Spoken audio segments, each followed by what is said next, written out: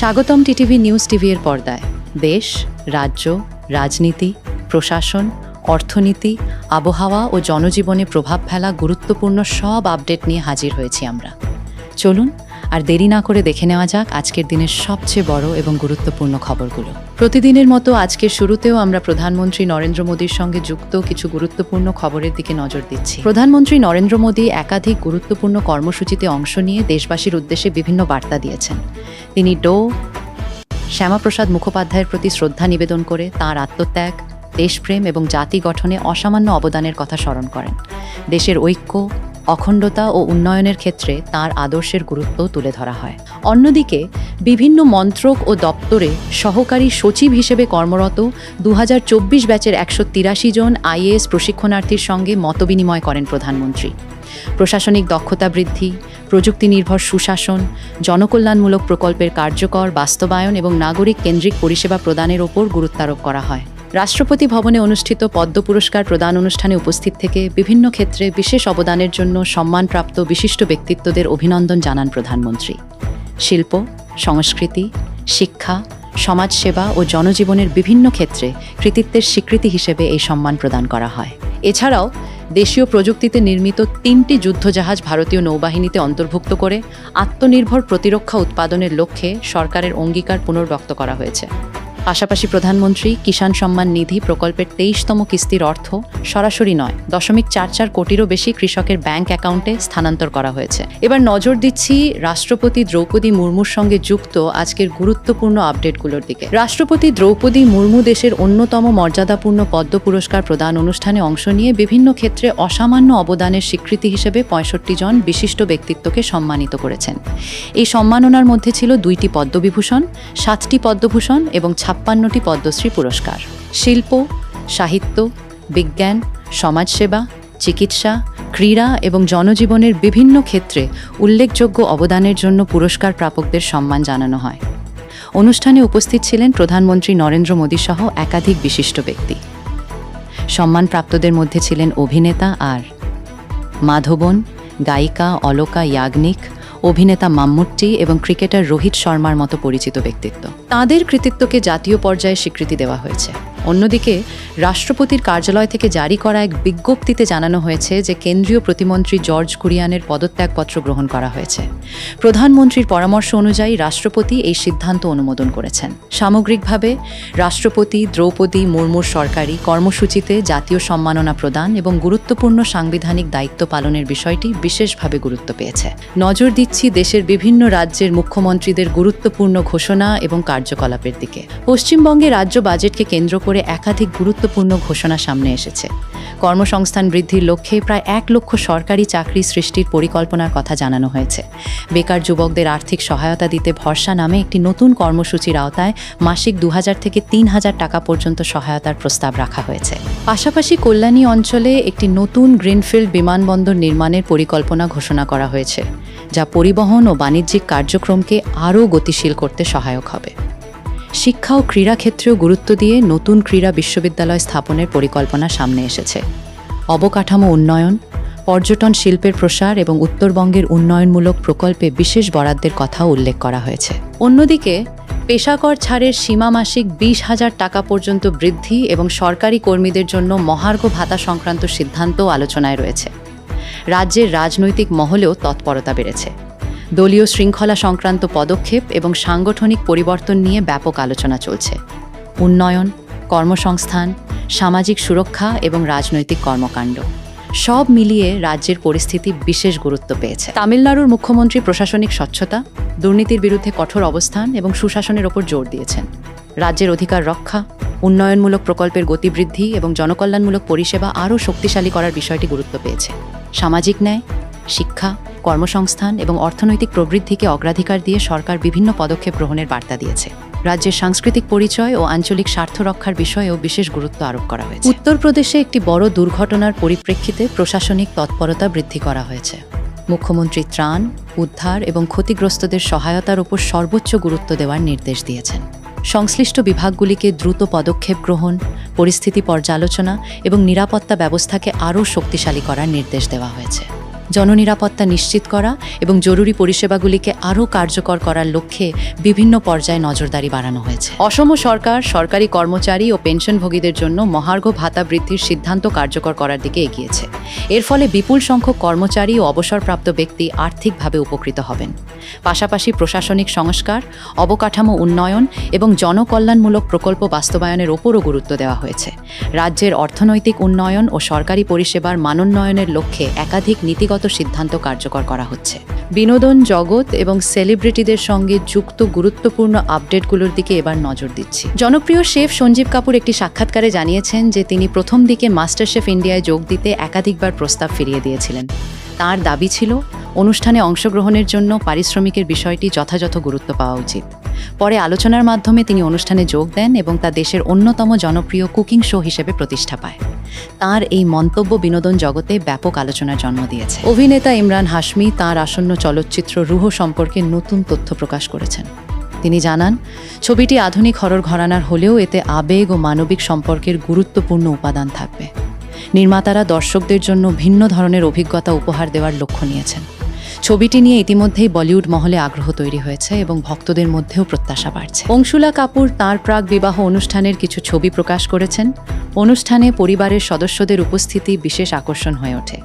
অর্জুন কাপুর, জাহ্নবী কাপুর এবং বনি কাপুর সহ পরিবারের অন্যান্য সদস্যদের অংশগ্রহণ নজর কেড়েছে। সামাজিক মাধ্যমে প্রকাশিত ছবিগুলি দ্রুত জনপ্রিয়তা অর্জন করেছে এবং ভক্তদের মধ্যে ব্যাপক আগ্রহ সৃষ্টি করেছে। ক্রিকেট তারকা বিরাট কোহলির খাদ্যাভ্যাস ও ফিটনেস নিয়ে নতুন আলোচনা শুরু হয়েছে। শেফ সঞ্জীব কাপুর জানিয়েছেন, বিরাট বর্তমানে অত্যন্ত নিয়ন্ত্রিত খাদ্য তালিকা অনুসরণ করেন। তাঁর ফিটনেস যাত্রায় অভিনেত্রী অনুষ্কা শর্মার ইতিবাচক প্রভাবের কথাও উঠে এসেছে। স্বাস্থ্যকর জীবনধারা এবং নিয়মিত অনুশীলনের মাধ্যমে বিরাটের এই পরিবর্তন বহু তরুণকে অনুপ্রাণিত করছে। এবার নজর দিচ্ছি দেশের অর্থনীতি, বাণিজ্য খাত এবং কর নীতির সঙ্গে যুক্ত গুরুত্বপূর্ণ আপডেটগুলোর দিকে। দেশের বেসরকারি খাতের ব্যবসায়িক কার্যকলাপে কিছুটা ধীর গতি লক্ষ্য করা গেছে। উৎপাদন ও পরিষেবা খাতে চাহিদা বৃদ্ধির হার আগের তুলনায় কমেছে। নতুন অর্ডার এবং নিয়োগের গতি কিছুটা শ্লথ হওয়ায় সামগ্রিক ব্যবসায়িক সম্প্রসারণের হারও কমেছে। যদিও অর্থনৈতিক কর্মকাণ্ড এখনও সম্প্রসারণের ধারায় রয়েছে, তবুও বাজারে সতর্ক অবস্থান বজায় রাখছে অনেক প্রতিষ্ঠান। বিশেষজ্ঞরা দীর্ঘমেয়াদে স্থিতিশীল প্রবৃদ্ধির জন্য চাহিদা ও বিনিয়োগ বৃদ্ধির ওপর গুরুত্ব আরোপ করছেন। ব্যবসায়ী মহল জিএসটি ব্যবস্থাকে সমর্থন জানালেও আরও সহজ ও কার্যকর কর কাঠামোর দাবি তুলেছে। দ্রুত রিফান্ড প্রক্রিয়া, সারা দেশে অভিন্ন অডিট ব্যবস্থা এবং কর সংক্রান্ত জটিলতা কমানোর ওপর জোর দেওয়া হয়েছে।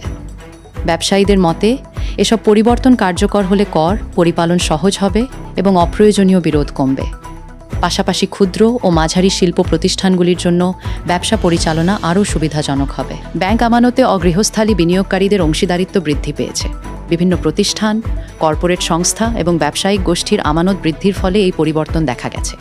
আর্থিক খাতে তারল্য বজায় রাখা এবং নিরাপদ বিনিয়োগের প্রবণতা বৃদ্ধির ইঙ্গিত হিসেবে বিষয়টিকে দেখা হচ্ছে।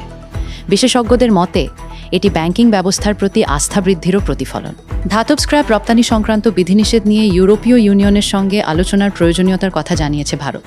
সংশ্লিষ্ট শিল্পগুলির কাঁচামাল সরবরাহ ও উৎপাদন ব্যয় নিয়ে উদ্বেগ প্রকাশ করা হয়েছে। বিষয়টি উৎপাদন খাতের প্রতিযোগিতামূলক সক্ষমতার সঙ্গে জড়িত বলে মনে করা হচ্ছে। সরকার ও শিল্পমহল সমাধানের পথ খুঁজতে আলোচনা অব্যাহত রাখার পক্ষে মত দিয়েছে। কর ব্যবস্থার ধারাবাহিক সংস্কার দেশের বিনিয়োগ পরিবেশকে আরও আকর্ষণীয় করে তুলতে পারে বলে মনে করছেন বিশেষজ্ঞরা। স্বচ্ছ নীতি, সহজ কর কাঠামো এবং ডিজিটাল ব্যবস্থার সম্প্রসারণ আন্তর্জাতিক বিনিয়োগকারীদের আস্থা বাড়াতে সহায়ক হতে পারে। অর্থনৈতিক প্রবৃদ্ধি ত্বরান্বিত করা এবং নতুন কর্মসংস্থান সৃষ্টির ক্ষেত্রেও এসব পদক্ষেপ গুরুত্বপূর্ণ ভূমিকা পালন করতে পারে। সাম্প্রতিক অর্থনৈতিক সূচক অনুযায়ী ব্যবসায়িক কার্যকলাপের গতি কিছুটা কমলেও উৎপাদন ও পরিষেবা খাত সম্প্রসারণের ধারায় রয়েছে। বাজারে চাহিদা এবং বিনিয়োগের প্রবণতা এখনও ইতিবাচক অবস্থানে আছে। বিশেষজ্ঞদের মতে এই প্রবণতা বজায় থাকলে সামগ্রিক অর্থনীতি স্থিতিশীল প্রবৃদ্ধির পথে এগোতে পারে। জলসম্পদ ব্যবস্থাপনা ও ভূগর্ভস্থ জলের ওপর অতিরিক্ত নির্ভরতা ভবিষ্যতে অর্থনৈতিক ও আর্থিক ঝুঁকি তৈরি করতে পারে বলে সতর্ক করা হয়েছে। কৃষি, শিল্প এবং নগর উন্নয়নের ওপর এর প্রভাব পড়ার আশঙ্কা রয়েছে। দীর্ঘমেয়াদে টেকসই জল ব্যবস্থাপনা নিশ্চিত করার প্রয়োজনীয়তার ওপর গুরুত্ব আরোপ করা হয়েছে। এবার কথা বলি সোনা, রূপো এবং অন্যান্য পণ্যের আজকের দাম ও তার ওঠানামা নিয়ে। ভারতের বাজারে সোনা ও রূপোর দামে উল্লেখযোগ্য পতন দেখা গেছে। শক্তিশালী মার্কিন ডলার এবং সুদের হার বৃদ্ধি নিয়ে আশঙ্কার কারণে মূল্যবান ধাতুর বাজারে চাপ তৈরি হয়েছে। 24 ক্যারেট সোনার দাম প্রতি গ্রামে প্রায় 14,593। যা আগের তুলনায় 600 কম। একইভাবে 22 ক্যারেট সোনার দাম প্রতি গ্রামে প্রায় 13,375, যেখানে কমেছে 550।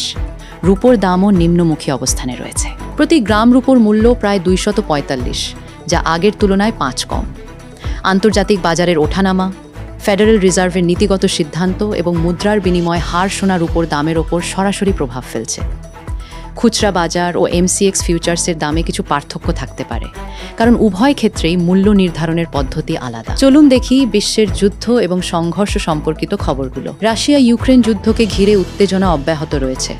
রুশ প্রেসিডেন্ট ভ্লাদিমির পুতিন দাবি করেছেন, ইউক্রেনের ড্রোন হামলার লক্ষ্য রাশিয়ার গুরুত্বপূর্ণ অবকাঠামো ও অভ্যন্তরীণ স্থিতিশীলতাকে ক্ষতিগ্রস্ত করা। একই সঙ্গে রুশ বাহিনী ডোনেৎস্ক অঞ্চলের কোস্তিয়ান্তিনিভকা শহরের দিকে অগ্রসর হওয়ার খবর সামনে এসেছে। অন্যদিকে ইউক্রেন জানিয়েছে, তাদের বাহিনী ক্রিমিয়ার একটি গুরুত্বপূর্ণ রেল সেতু এবং একাধিক সামরিক স্থাপনায় সফল হামলা চালিয়েছে, যার ফলে কিছু এলাকায় পরিবহন ও বিদ্যুৎ সরবরাহে বিঘ্ন সৃষ্টি হয়েছে। এদিকে রাশিয়ার পররাষ্ট্রমন্ত্রী সের্গেই ল্যাভরভ জানিয়েছেন, মস্কো পূর্ববর্তী অবস্থান থেকে শান্তি আলোচনা পুনরায় শুরু করতে প্রস্তুত। মধ্যপ্রাচ্যেও উত্তেজনা কমেনি। দক্ষিণ লেবাননে গুলিবর্ষণের ঘটনায় 2 জন নিহত হওয়ার খবর পাওয়া গেছে, যা যুদ্ধবিরতি পরিস্থিতিকে নতুন চ্যালেঞ্জের মুখে ফেলেছে। একই সঙ্গে ইরান, ইসরায়েল ও যুক্তরাষ্ট্রকে ঘিরে চলমান সংঘাত আন্তর্জাতিক কূটনৈতিক তৎপরতাকে আরও জোরদার করেছে। নজর দিচ্ছি কৃত্রিম বুদ্ধিমত্তা এবং প্রযুক্তি দুনিয়ার নতুন আপডেটগুলোর দিকে। কৃত্রিম বুদ্ধিমত্তা খাতে বৈশ্বিক প্রতিযোগিতা আরও তীব্র হয়ে উঠছে। শীর্ষ প্রযুক্তি প্রতিষ্ঠানগুলো দক্ষ গবেষক ও বিজ্ঞানীদের নিজেদের দলে আনতে বড় বিনিয়োগ করছে। AI গবেষণার ক্ষেত্রে গুরুত্বপূর্ণ অবদান রাখা একাধিক বিশেষজ্ঞ বিভিন্ন প্রতিষ্ঠানে যোগ দেওয়ায় শিল্পমহলে নতুন আলোচনা শুরু হয়েছে। একই সঙ্গে প্রযুক্তি জগতের নেতারা সতর্ক করে বলেছেন, AI প্রযুক্তির সুবিধা যেন কয়েকটি প্রতিষ্ঠানের হাতে সীমাবদ্ধ না থাকে। তারা উদ্ভাবন, প্রতিযোগিতা এবং প্রযুক্তির বিস্তৃত ব্যবহারের ওপর জোর দিচ্ছেন। অন্যদিকে স্মার্টফোন ও স্মার্ট ডিভাইসে উন্নত AI সুবিধা চালুর জন্য দ্রুতগতির নতুন স্টোরেজ প্রযুক্তি উন্মোচন করেছে স্যামসাং। এই প্রযুক্তি ডিভাইসের মধ্যেই জটিল AI প্রক্রিয়া সম্পন্ন করতে সহায়তা করবে এবং কর্মক্ষমতা উল্লেখযোগ্যভাবে বাড়াবে। সাইবার নিরাপত্তা ক্ষেত্রেও AI এর ব্যবহার বাড়ছে। ওপেন সোর্স সফটওয়্যারের দুর্বলতা শনাক্ত ও সমাধানের জন্য নতুন উদ্যোগ নেওয়া হয়েছে, যা ডিজিটাল নিরাপত্তা আরও শক্তিশালী করতে পারে। পাশাপাশি বিভিন্ন দেশ প্রশাসনিক কাজ, পরিকল্পনা অনুমোদন এবং জনসেবা ব্যবস্থাপনায় AI ব্যবহারের পরিধি বাড়াচ্ছে। প্রযুক্তি বিশ্লেষকদের মতে, AI এখন শুধু উদ্ভাবনের ক্ষেত্রেই নয়, কর্মসংস্থান, নিরাপত্তা এবং সরকারি সেবার ভবিষ্যৎ নির্ধারণেও গুরুত্বপূর্ণ ভূমিকা পালন করছে। এবার নজর দেব অপরাধমূলক ঘটনা এবং আইন শৃঙ্খলা পরিস্থিতির দিকে। কলকাতার বহুল আলোচিত 1993 সালের বউবাজার বিস্ফোরণ মামলায় গুরুত্বপূর্ণ আইনি অগ্রগতি হয়েছে। এই মামলার দোষী সাব্যস্ত মূল অভিযুক্ত আজিজ খানের আগাম মুক্তির প্রক্রিয়ার উপর স্থগিতাদেশ জারি করেছে দেশের সর্বোচ্চ আদালত। পশ্চিমবঙ্গের সেন্টেন্স রিভিউ বোর্ড একাধিকবার মুক্তির আবেদন নাকচ করলেও নিম্ন আদালতের একটি নির্দেশের পর বিষয়টি নতুন করে আলোচনায় আসে। সর্বোচ্চ আদালতের হস্তক্ষেপের ফলে আপাতত তার মুক্তি কার্যকর হচ্ছে না। মামলাটি রাজ্যের অন্যতম গুরুত্বপূর্ণ সন্ত্রাস ও বিস্ফোরণ সংক্রান্ত মামলা হিসেবে বিবেচিত হচ্ছে। বেঙ্গালুরুতে এক নৃশংস ত্রিমুখী হত্যাকাণ্ডে চাঞ্চল্য ছড়িয়েছে। একই পরিবারের বাবা, মা এবং ছোট মেয়েকে ধারালো অস্ত্র দিয়ে হত্যা করা হয়েছে বলে তদন্তে জানা গেছে। ঘটনার পর থেকেই পরিবারের বড় মেয়ে এবং তার লিভ ইন সঙ্গীকে খুঁজছে পুলিশ। তদন্তকারীদের মতে, এই দুজনই মামলার প্রধান সন্দেহভাজন। অভিযুক্তদের ধরতে বিভিন্ন স্থানে তল্লাশি ও নজরদারি চালানো হচ্ছে। ঘটনার পেছনের উদ্দেশ্য ও পারিবারিক সম্পর্কের বিভিন্ন দিক খতিয়ে দেখা হচ্ছে। এলাকা জুড়ে নিরাপত্তা ও তদন্ত কার্যক্রম জোরদার করা হয়েছে। পুনের লোহাগড় দুর্গ ট্রেকিংয়ের সময় ব্যবসায়ী পরিবারের সদস্য কেতন আগরওয়ালের মৃত্যুর ঘটনায় নতুন তথ্য সামনে এসেছে। প্রথমে দুর্ঘটনা বলে মনে হলেও তদন্তে এটি পরিকল্পিত হত্যাকাণ্ড বলে নিশ্চিত হয়েছে পুলিশ। অভিযোগ অনুযায়ী কেতনের বাগদত্তা, শিয়াগোয়াল এবং তার ঘনিষ্ঠ এক ব্যক্তির বিরুদ্ধে ষড়যন্ত্রের প্রমাণ মিলেছে। তদন্তে জানা যায়, বিদেশ সফরের পরিকল্পনা বাতিল করা এবং পাসপোর্ট গোপন রাখার মতো পদক্ষেপ নেওয়া হয়েছিল। এরপর দুজনকেই গ্রেপ্তার করা হয়েছে। ঘটনাটি দেশের অন্যতম আলোচিত অপরাধ তদন্তে পরিণত হয়েছে। উত্তর 24 পরগনার বরানগরে ভুয়ো পরিচয় ব্যবহার করে প্রতারণার অভিযোগে এক ব্যক্তিকে গ্রেপ্তার করেছে পুলিশ। অভিযুক্ত নিজেকে রাজ্য পুলিশের কর্মকর্তা এবং এক প্রাক্তন তৃণমূল কংগ্রেস বিধায়কের নিরাপত্তারক্ষী বলে পরিচয় দিতেন। তদন্তে জানা যায়, এই ভুয়ো পরিচয় ব্যবহার করে তিনি এক তরুণীকে অনলাইনে হয়রানি ও ভয় দেখানোর চেষ্টা করেছিলেন। অভিযোগ পাওয়ার পর পুলিশ তদন্ত শুরু করে এবং অভিযুক্তকে আটক করে। ডিজিটাল প্ল্যাটফর্মে পরিচয় যাচাইয়ের গুরুত্ব নিয়ে নতুন করে সতর্কবার্তা দিয়েছে প্রশাসন। মণিপুরের ইম্ফল পশ্চিম জেলায় নিরাপত্তা বাহিনীর বিশেষ অভিযানে নিষিদ্ধ সংগঠন পিপলস লিবারেশন আর্মির সক্রিয় সদস্য ঐনাম ধনারাজ সিংকে গ্রেপ্তার করা হয়েছে। 29 বছর বয়সী এই অভিযুক্তের বিরুদ্ধে জঙ্গি কার্যকলাপ এবং সংগঠনের বিভিন্ন কর্মকাণ্ডে যুক্ত থাকার অভিযোগ রয়েছে। গোয়েন্দা তথ্যের ভিত্তিতে পরিচালিত অভিযানে তাকে আটক করা হয়। নিরাপত্তা বাহিনী জানিয়েছে, বিচ্ছিন্নতাবাদী কার্যকলাপ দমনে ধারাবাহিক অভিযান অব্যাহত রয়েছে। জিজ্ঞাসাবাদের মাধ্যমে সংগঠনের অন্যান্য সদস্যদের সম্পর্কেও তথ্য সংগ্রহ করা হচ্ছে। গোয়ায় দীর্ঘদিন পলাতক থাকা এক চাহিদাসম্পন্ন পিএলএ জঙ্গিকে গ্রেপ্তার করেছে পুলিশ। অভিযুক্ত নংথমোবা মিঙ্গো দীর্ঘ 2 দশকেরও বেশি সময় ধরে আইনশৃঙ্খলা বাহিনীর নজর এড়িয়ে চলছিল বলে জানা গেছে। নির্দিষ্ট গোয়েন্দা তথ্যের ভিত্তিতে অভিযান চালিয়ে তাকে আটক করা হয়। নিরাপত্তা সংস্থাগুলোর মতে এই গ্রেপ্তার জঙ্গি কার্যকলাপ দমনে গুরুত্বপূর্ণ সাফল্য হিসেবে বিবেচিত হচ্ছে। অভিযুক্তের অতীত কর্মকাণ্ড ও সম্ভাব্য যোগাযোগ নেটওয়ার্ক খতিয়ে দেখা হচ্ছে। মামলায় আরও তথ্য সংগ্রহে তদন্ত অব্যাহত রয়েছে। তামিলনাড়ুর চেন্নাইয়ের আভাদি সাইবার ক্রাইম পুলিশ একটি বড় অনলাইন ট্রেডিং প্রতারণা চক্রের পর্দাফাশ করেছে। এই মামলায় 2 জন মূল অভিযুক্তকে গ্রেপ্তার করা হয়েছে। তদন্তে প্রকাশ, বিভিন্ন শেল কোম্পানির মাধ্যমে 57 লক্ষ টাকারও বেশি আর্থিক লেনদেন পরিচালিত হয়েছিল। অভিযুক্তদের ব্যাংক অ্যাকাউন্টের সঙ্গে দেশের বিভিন্ন প্রান্তের একাধিক প্রতারণা অভিযোগের যোগসূত্র পাওয়া গেছে। ডিজিটাল বিনিয়োগের নামে প্রতারণার এই ঘটনায় আরও জড়িতদের খোঁজ চলছে।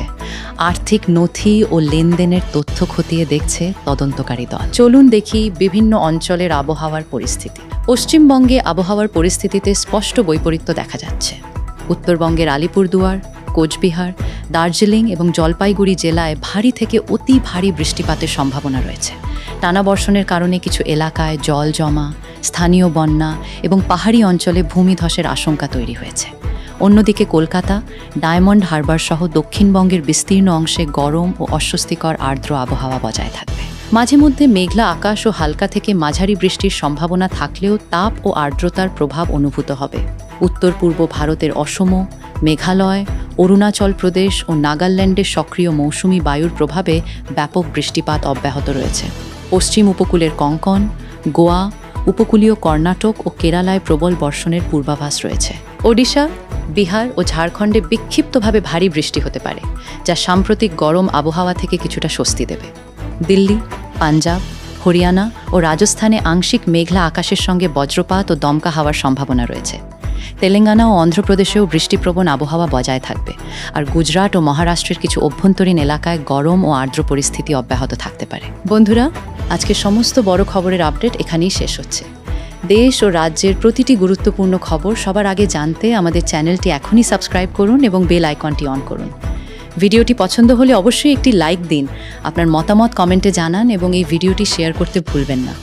এখন এই পর্যন্ত আপনারা সবাই ভালো থাকুন, সুস্থ থাকুন। আবার দেখা হবে নতুন খবর এবং নতুন আপডেটের সঙ্গে। ধন্যবাদ।